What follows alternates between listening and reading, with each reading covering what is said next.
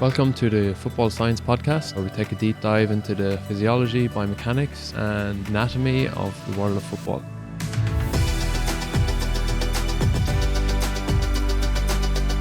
This week we'll be talking about movement training in football, often a hijacked term, but we're talking about how it applies to football and maybe some of the things you can take from it.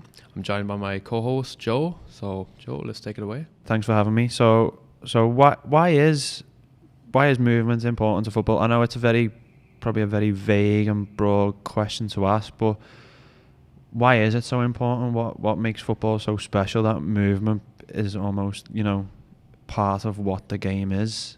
So if you just take the game itself, like you've seen such a transition from what it was 20 years ago. We talked about this a little bit in the last episode, and it just exponentially grew from a physical point of view. So sprint distance, high speed, all was on the rise. So it was a higher demand physically. And I think that really digs into the need for better movement in football. Now, movement, the word movement is a hijacked term. Like, people often have a different understanding or appreciation for what movement is. And I think traditional strength and conditioning coaches might put their nose up at movement, and then movement coaches in general might put their nose up at traditional strength training. And like anything in life, it's the mixture and a blend of both. But the way I see movement is like your ability to go into actions and out of actions. But deeper in that is your ability to create motion, so having mobility in a particular movement and having the stability to come out of that movement, right? So it's really on a musculature level, it's their inter and intra coordination of muscles. So inter and intra is like the muscle itself having the coordination to do what it needs to do, and the muscles around it having the coordination to do what it needs to do. And you know this by watching the game. You know the ones who are coordinated and the ones who aren't coordinated. Intuitively, we know this. The analogy I'd probably use is like you're listening to an orchestra. Not all are playing the instruments at the same time, and it's the synergy of the instruments playing at the right time, similar to muscles. The muscles working at the right time, muscles switching off at the right time, breeds this coordinated being, and that is movement for me. That is having the ability to be able to get in and get out of movements accurately and purposely. I've loads of examples of, I think, players that I express really good movement mechanics in their sport, and that's kind of what I want to talk about today. I think sometimes when you look at footballers, we all got our favourite players for whatever reason. It might be, your favourite team when you're a kid, or the player that was big when you started watching football. For me, it was Ronaldo. So, that Brazil team that, were just, every position was filled with the best player, and he was the best goal scorer at the time. You obviously have your favourite players for a certain reason, but you obviously, your background, you're looking at players, who's efficient in a certain movement, or even positionally. You might not stand out to someone on TV, but when you go and watch them live, you're assessing their movement in that position. Yeah. The centre back doesn't need to be in near the goal, the opposition goal, because they've got a goal to defend. Yeah. So it's all relatable to where they are in terms of their position and their teammates. So when you look at a player, is there certain criteria that you're looking for? Are you looking for on a whole who moves well per se, or are you looking at who does the best in their position? Yeah. So who is the best centre midfield player, or who is the best fullback? Because obviously now we see fullbacks, they need a lot more acceleration because teams tend to play a lot higher. It's a new style of football. Yeah, when you're looking at a player, what kind of criteria are you looking for that you can develop, or what stands out as a great movement? Yeah, it does differentiate. It does differ, for different positions for sure. So if I'm looking at a fullback, even though there's a need for them to be more forward and more up the pitch, but they still need to be able to defend well. That's going to be a big driver of success, and they need to be good at 1v1, defending. And if you look at like some of the best games in that we see in the Premier League or in the World Cup that we had, it was almost a like relationship between the winger and the fullback, that sort of thing. So that the fullback has to go toe to toe with quite quick wingers, but also what's underpinning in that is their ability to be able to move, and centre halves do it as well. And I when I differentiate, like when the top centre halves in say the Premier League and say the World Cup versus the maybe lesser centre halves, usually movement is at the cornerstone of that, or at the forefront of that mindset. Because if you just take the centre half movement for a second, And sometimes you're in position and you've got to surrender some some part area of the field, so you're traveling back towards your goal because they're in possession, and now I have to, the line doesn't, needs to move, if you like. So there's ways to do that, right? And when I look at a defender move and I see that, and I see them doing a back pedal step, they're quite upright and back and traveling behind themselves quickly, I feel that is such an inefficient way to move, because your center of mass is really high, which means if anything happens in front of you, it's very difficult for you to react quickly and efficiently to go forward, right? So you have that kind of impact of doing a back pedal, and I think that's very inefficient. The crossover in front step that we call it technically is when you cross your feet over in front of you. Now you'd use that if you want to kind of be efficient at anything where you're facing. You'd use the behind step for anything that maybe go over your head. It's going to be difficult to maybe visualize this if you're listening in, and hopefully we'll share some of the videos to make to emphasize the point. But you would use that to surrender ground, because in that position you can make a sprint forward quite quickly because you're already in that direction to move forward. You can also change direction quite quickly because your center of mass is a lot lower and you're a lot more efficient in that pattern. You don't need a secondary movement to get into the next movement, if that makes sense. So that traveling back is a real indicator to someone who have the skills or don't have the movement skills required for their position at the highest level. And then the other thing in center halves that I look at is their ability to jump, right? So there's two types of jumps in football in particular. There's a double leg jump and there's a single leg jump. Now, if you're in the gym, you're going to use a double leg jump to get higher, right? But on the pitch, you get higher from a single leg jump. The reason why is because it's the synergy of the other foot. So if I jump off my left, my right in its swing phase helps me generate the most height. If you look at basketball, some of the slam dunks you'll see are one-legged jumps. The other leg is generating the force with them as well. If you watch some of the best, Ronaldo, we'll talk about him in another episode, how he jumps and how he gets hang time is from that single leg, the single leg jump, but also the swing leg. And if you watch the best center halves in the world, they can do the transitional movements. They don't backpedal. They can rotate their bodies. They can turn. They can do the crossover in front and behind, and then they can take off one leg. And they can take off one leg and swing the other phase, so they can get over center forward or whatever it might be. So those are the two characteristics that I'll maybe look for in the center half. For a striker, it's going to be slightly different. They don't need the 1v1, defending as much as a fullback needs it or a centre back needs. So there's different requirements for different positions for sure. But I think once you understand that, then you can overlay that into someone's conditioning, if you like. So each player's got a different training program based on what they needed to provide for the team, but also if someone's got a weakness and maybe you can't get rid of that weakness for whatever reason, you've got to work a way around it and come up with a solution as to how do we fix this. As you touched on, moving backwards, that's a very vulnerable position for a player. A player gets played into the box, the defender's too slow to move back, they're out of position, they're now one-on-one with the keeper. Yeah. Good strikers will always put it away, and then mid-level strikers, they won't. Yeah. Do you obviously assess the game's players and work out, okay, we can get rid of this issue for this player, or do you hedge your bets and say, look, we're not going to be able to improve this aspect of this player's game, let's come up with a solution? How does that work? Obviously you're working with the other coaches. Yeah. You look, I imagine after every game there's an unpacking of what went wrong, what went right. I imagine usually a lot of what went wrong because you always want to improve. How much time spent on correcting individual movements? Yeah. So you can spend a long time trying to make something that's pretty bad, just a little bit better. You can waste a lot of time on that. Now, if it's something, some psychologists used to tell me, if the problem's above the sea level of the water on the boat, you don't have to fix it. But if it's under the water, you're going to have to plug it. You're going to have to fix it because it's going to sink the boat. So if it's really holding an athlete back, if you really think it's denying him the next level, and they're willing to work on this stuff and they have the opportunity to work on it, then I think I'd always be optimistic to think that I can affect it, right? But I think it's also, you mentioned other staff there. The collaboration with other staff is really, really important. And the intuition a coach might have, a football coach might have on a player's physical is to be noted and to be taken in. Because I don't think we should be in silos and think what their understanding of movement is totally accurate.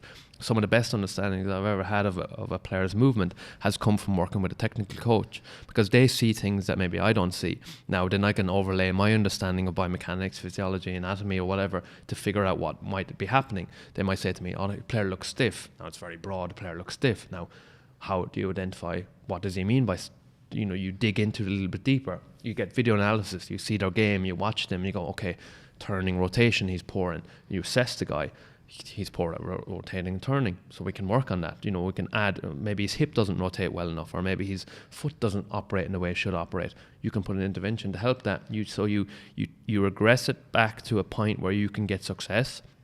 So find the limiting factor, whether that be at the foot, the hip, the spine, whatever it might be, through your analysis of their moving on pitch, but then take it back into the gym and then build it back up that way. I work with a centre half at the minute, and he really struggles when he has to rotate and sprint back. So we analysed him in the game, terrible. We did a drill in training where he's 1v1, terrible. Okay, we take him out of the 1v1. Now we just get him to rotate and turn. He uses his hands to rotate. He doesn't rotate from his hips. He doesn't utilise the ground up. He utilises this almost spine down to the hip, which is always slower. So then we have an intervention now. So we know that's the sort of minimum start, that we need to get him utilising his hips better, turning, rotating better with his hips rather than just his hands to rotate himself.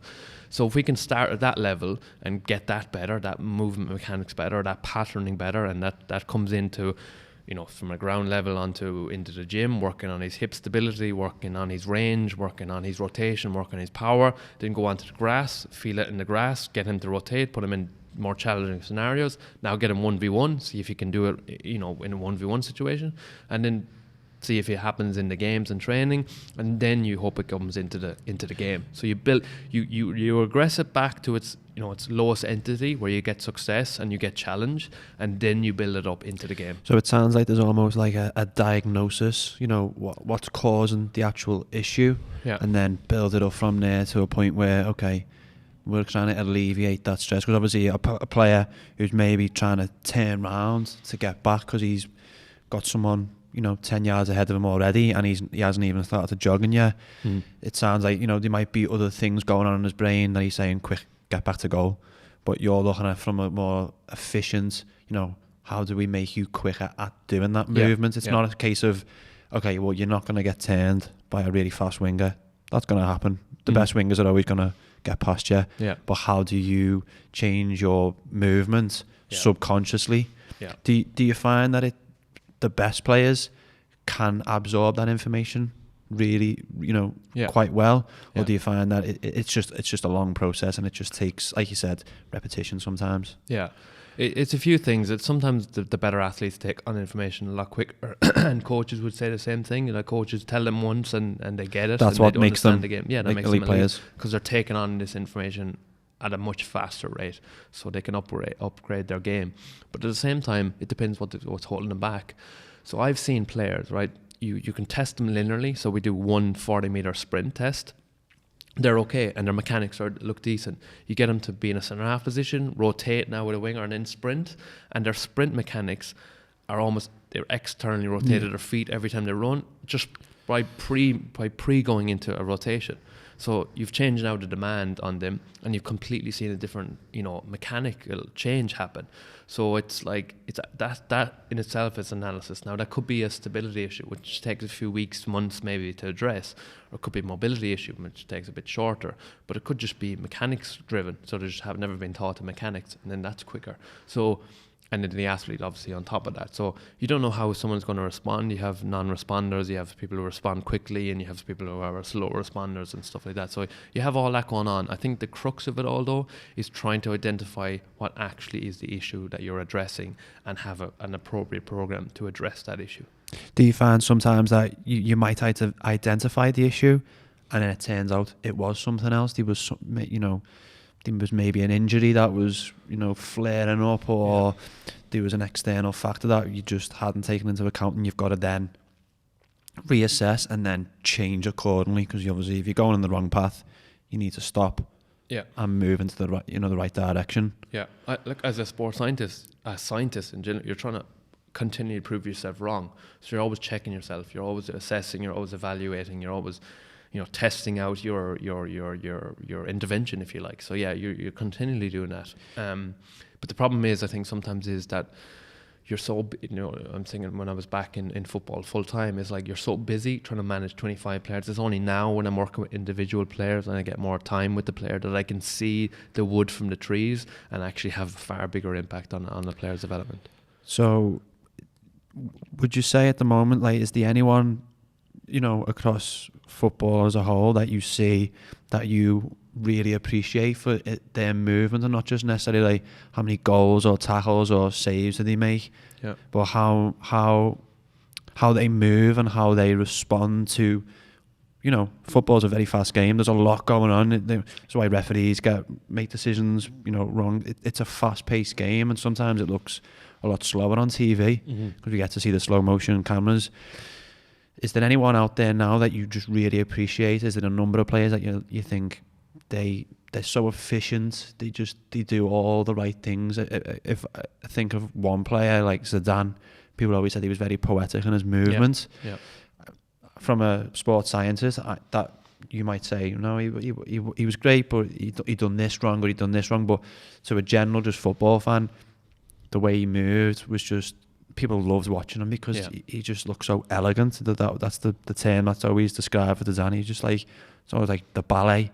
Yeah. Is there anyone that you would say is just head and shoulders in terms of just pure movement? There's loads of names that are coming to mind, and Zidane is definitely one of them. Zidane, how well how efficient he was, how elegant he was. Again, the intra and inter coordination of muscles. He could do things that some people couldn't do. Obviously he had a technical skill on top of that and all that. But the one I like to use, and I use this because people wouldn't necessarily say, oh, he's very powerful or he's very strong or he looks physically like amazing or anything like that, is Riyad Mahrez. Yeah. He doesn't look like the most powerful guy, but he's the most elegant footballer we have in the Premier League. And there's other players I could mention as well. It's not just him, but I use him because people might not always appreciate how physically good he is, even because he's very consistent as a player, isn't he? Like he steps up at the right time. Yeah, his ability to express his force is driven by how well he moves. Like if you watch his mechanics, if you ever just screenshot his or Google his mechanics, he's quite mechanically in the right position. Now he's not the biggest and strongest looking or whatever else, but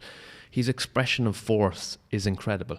You have to be able to express force properly if if you're not as strong as maybe a Toure. Look at those both wingers and completely different profiles. So Mahrez has to be very coordinated in his movement, very purposeful, and when he wants power, how he engages at the floor, how he where he positions his footwork. Now it's all happened subconsciously, of course, but he's so efficient and he's so elegant on the ball. I mean, his first touch helps and all that kind of stuff, but he is very, very elegant how he moves, like how he changes direction when he just lets his body flow, and then he snaps his body at the right moment to get the purchase, it's like the whiplash analogy. So I could hit you with a towel and there's no impact on you, but I could hit this towel and then right at the last moment just pull it, so there's a whiplash and you get that snap, you get that crack on the body. That's him expressing power in the same way. So he's loose and he's mobile, and then he expresses force quickly, onto the floor, and that's with purpose, that's with accuracy, and that's with efficiency. And that's why I like using him, because you wouldn't necessarily pick him out as the most powerful, strongest looking athlete, but he certainly is. I think, just from your description there, I'll probably be looking at Mahrez a little bit differently now. I obviously appreciate him as a player. He's been brilliant in the Premier League, but I'll probably be looking at the way his movement is a lot differently through your eyes. So thank you for your insight on movement and how it applies to training. Yeah, no, thank you, Joe. That was really good. I enjoyed the conversation. I think there's much more to come, and I want to get into more detail, but these short, sharp conversations, I think, are hopefully adding insight to people's understanding of maybe what else is going on within the body. Yeah, definitely. So yeah, we'll thank you for listening and watching in, and hopefully the listeners got something from that, and we'll see you again.